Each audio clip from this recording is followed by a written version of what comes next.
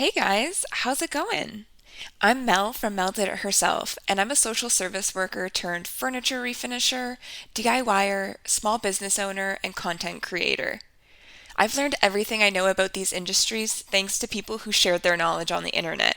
So I'm paying it forward by bringing you my tips, lessons learned, and sharing my journey in this space with you. So thank you so much for being here, being curious, and being a lifelong learner like me. Let's hop into it.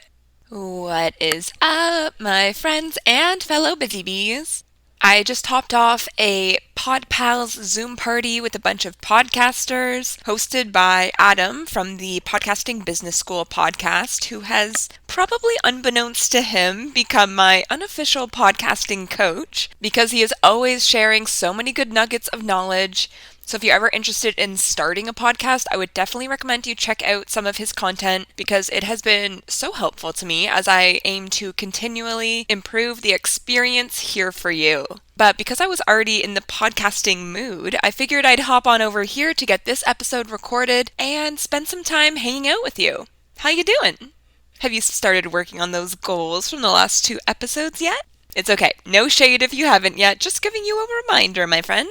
So we've talked about offering custom work here on the podcast before, and for a lot of furniture painters and refinishers, it can either be something that they stay far, far away from, or it could be the bread and butter of their business. I've met furniture flippers on both sides of the coin, and I can totally understand where both parties come from because there is an added level of complexity and rigidity when offering custom refinishing projects. If you haven't listened to it yet, episode 8 of the podcast is called Thinking About Offering Custom Work Doing Furniture Transformations?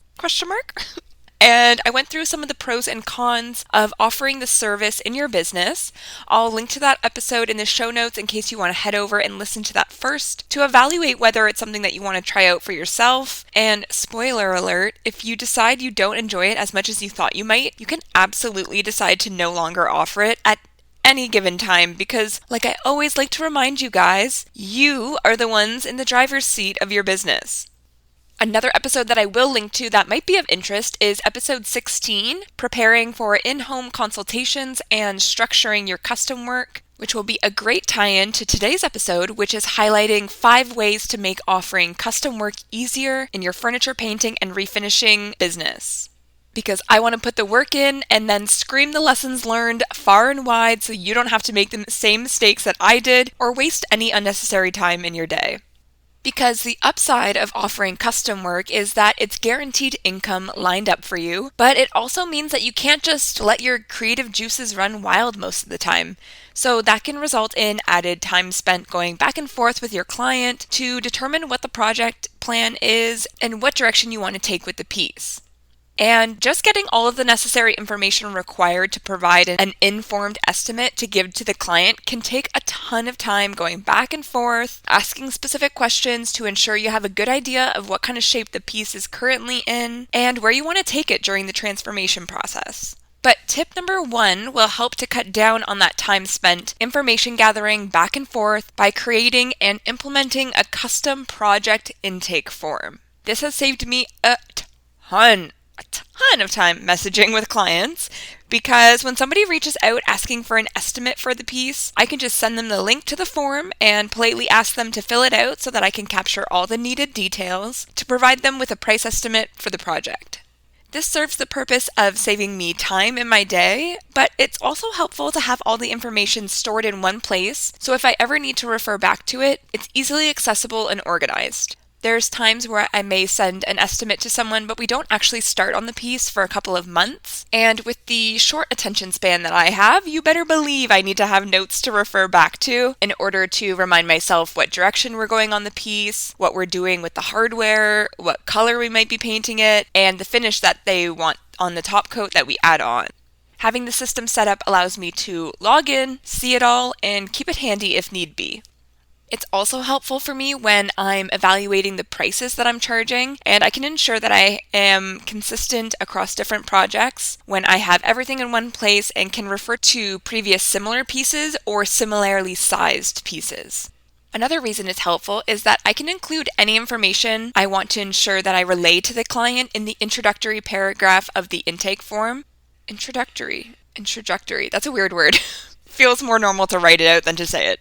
But I can have it all there in the top of the intake form so that potential clients are aware of any policies I may have in relation to deposits, payments, delivery, and things like that. And it doesn't require me to type them all out or send them over every single time. If you offer custom work, I highly recommend you set aside some time to do the upfront work of putting together this form. I just use Google Forms for mine. It's super quick and easy, and you're going to totally thank yourself later. Even if you don't get all that many custom inquiries right now based on where you're at in your business, it doesn't hurt to get the system set up now, because trust me when I say, when things start getting busier, it will be harder to find the time or justify taking the time up front in order to do this, instead of just trying to plug through the millions of other tasks that you have at any given minute.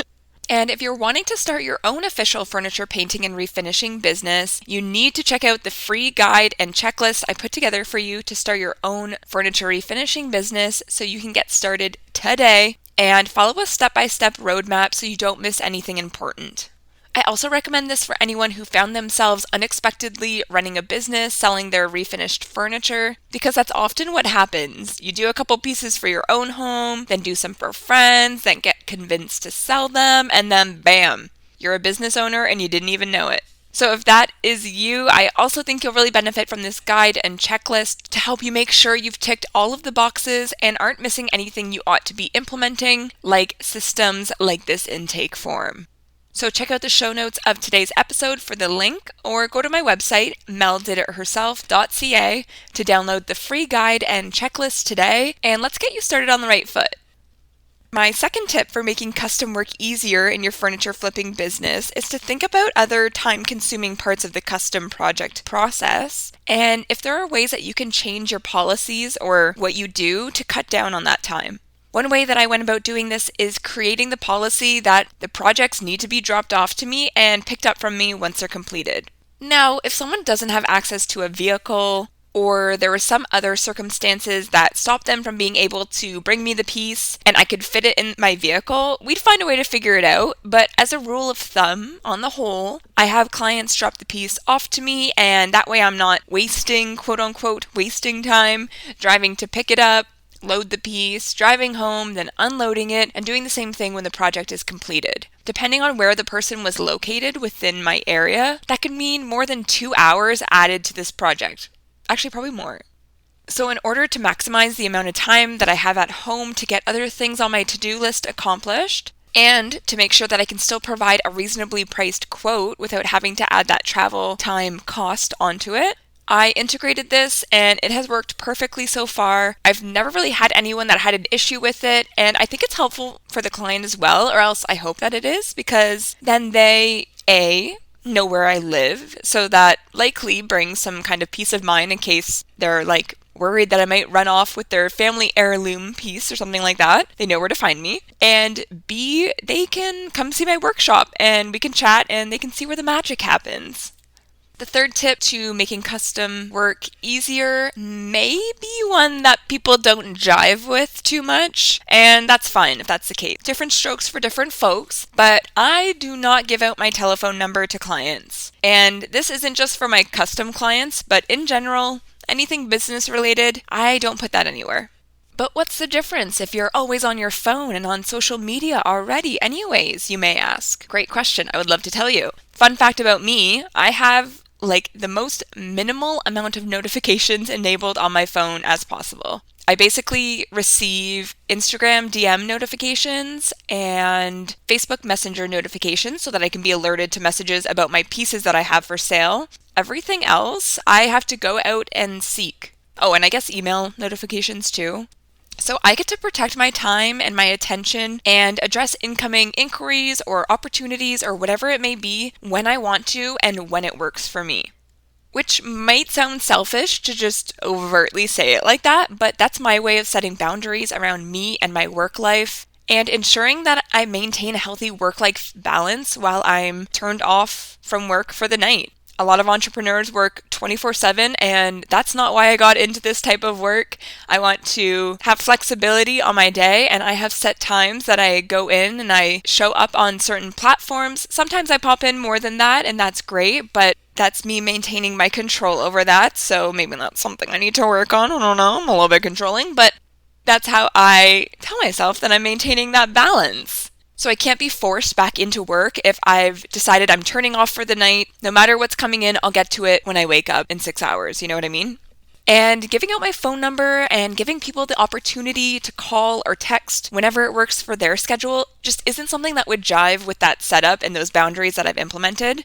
So if that's something that resonates with you, then maybe consider implementing that boundary. And I'm definitely always happy to chat via phone with clients, so that's not limiting or being a barrier there. But we can set up a mutually beneficial time for the both of us. And then when I call, I just make sure that my number is blocked.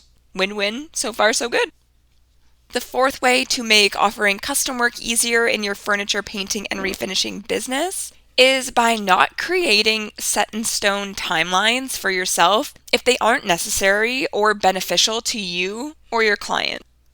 Now, some people need hard end dates in order to get stuff done and off of their plate, and I totally understand if that's you. So if it's you, just tune out for a sec. But if you're someone who starts to feel overwhelmed or pressured or stressed, if you have deadlines upcoming and you have a client who has said, "Oh, no worries on when it gets done, no rush, just let me know," and you don't have anything else that you're trying to get it done for, like if you have another custom piece being dropped off soon and you need the space, then don't force those deadlines on yourself. Seems very straightforward, but it makes a huge difference. Definitely ensure that you're being consistent and working on it to move the project forward as much as possible. Don't just let it sit there and never do it. But if that deadline and putting that deadline there is going to put you into more of a state of panic or paralysis instead of kicking your ass into gear, then don't set them.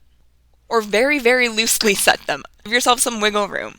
Sometimes we feel the need to implement those and have those very rigid guidelines and parameters because it feels like the official businessy thing to do. But if your client genuinely is in no rush and they're not waiting for this piece so that they can eat dinner at their table, and it's something that will leave you feeling paralyzed if you're feeling the pressure of that upcoming deadline, then just plug away at your pieces and don't focus too much on the calendar. Again, different strokes for different folks, but be honest with yourself as to what approach will work best for you and be most effective for your success and productivity, whatever that looks like. And before we get to my last tip, which is a really good one, not gonna lie, I wanted to remind you about my Friday Furniture Focus newsletter because I know you are a fan of painted and refinished furniture pieces if you're listening to this episode. So the Friday Furniture Focus is my weekly newsletter that I send out, yes, on Fridays, that gives updates on any projects that I have ongoing, shares furniture facts, which are different tidbits about the furniture that you're making over, or a furniture fix, which is a hack or a tip for saving time and effort doing your furniture flips. And every week I feature a new furniture painter or refinisher and do a Q&A to get to know them, their pieces, and their business better. So if you're interested in receiving this, you can head to my website, MelDidItHerself.ca, to sign up and then keep an eye on your inbox for some furniture inspo to start the weekend off right. Okay, so my fifth and last tip for today on how to make offering custom work easier for you and your furniture flipping business is to always be networking and building connections and relationships and talking about your business wherever you go, because you honestly never know where opportunities will arise. This will help get people into your orbit more broadly, so that might mean another follower on social media or another name added to your email list, or even an incoming inquiry for a custom project or somebody buying something that you have listed for sale. But also make sure that you're networking within your own field locally with your quote-unquote competition and getting to know them and creating relationships with them. Firstly, because they know exactly what you're going through and you guys can probably create a great friendship or at least business relationship. And also, if they know, like, and trust you and know that you do good work, if they ever get too busy or have somebody come to them with a request for a project they feel is out of their ability or comfort zone, they may just refer that client over to you, which means more money in your pocket, baby. And I think it's so important to connect with the stockists and retailers and other small business owners that you interact with in your business as well, like any service providers you use or maybe where you purchase your supplies. A great example of this is that I created a relationship with one of the stockists that I frequent and just did things to support them and their business and send them little friendly emails during the holidays and whatnot. And guess what came from that? Partnership opportunities, and they always refer clients to me for custom work that they don't have the capacity to take on, which is huge for me and I'm so grateful for. But I also recognize that that came as a result of me pushing myself past my comfort zone of shyness and just being authentic and empathetic and considerate and just really trying to foster that relationship. And I mean, don't just do these things with the expectation that it will result in good things for you. Do it from the goodness of your heart and expect nothing but appreciate everything. There is opportunity behind every corner if you really go looking for it. And you guys know that I always love being able to hear from you and your feedback on the episodes and your thoughts on the topics discussed in the episodes. And I also love being able to support and amplify you and your furniture painting and refinishing businesses, because I am absolutely of the belief that we rise by lifting others and community over competition is so important. So I wanted to introduce a new little segment here on the podcast called BusyBee's Buzzing, where I want to hear from you. In every episode description and show notes, I always include a link to my SpeakPipe account where you can click in and record a quick voice message to be sent over to me. I always love hearing from you guys about episode topics you want to see come down the pipeline. But in BusyBee's Buzzing, I want to hear which episode you've loved the most so far and why you enjoyed it or it resonated most with you. And because I want to make sure people know where to find you and your furniture painting and refinishing business, if you have one, make sure to shout out your business name and let the other Busy Bees know where they can find you on social media or your website so that we can all follow along on your journey too. So check out that link, and I can't wait to hear the buzz on the street. And if you want a little template sent over to you just to give you a guide on kind of what to say and you can fill in the blanks, just send me a DM on Instagram. It's MelDidItHerself, and I can send one over to you to help shape that a little bit. And something you may not know about me, I love little motivational messages. They literally always get me fired up, and I keep a running list of ones that are especially catchy or speak to me in the Notes app on my phone. So I'm going to end every podcast episode with one of those that I've noted down over the years in hopes that you leave our time here each week feeling inspired, motivated, and ready to take on whatever comes your way that week. So this week's Mel's motivational message is from the Gold Digger podcast with Jenna Kutcher that I love tuning into, and she said this in one of her episodes. Stress work is not our best work, and I'm sure we all know this inevitably, but it has a nice catchy ring to it. And when it comes to offering custom work, I think this is so applicable for today's episode because adding that service offering, adding that element to your business can be stressful. It can be disorganized. It can be a little bit chaotic for both you and your customers if you allow it, and if you don't set up the proper channels or systems that are going to work for you to help to streamline things and to keep everything organized. Because it's not just you doing whatever you want on your piece, getting it done whenever works for you, and then listing it whenever works for you for whatever price you deem appropriate.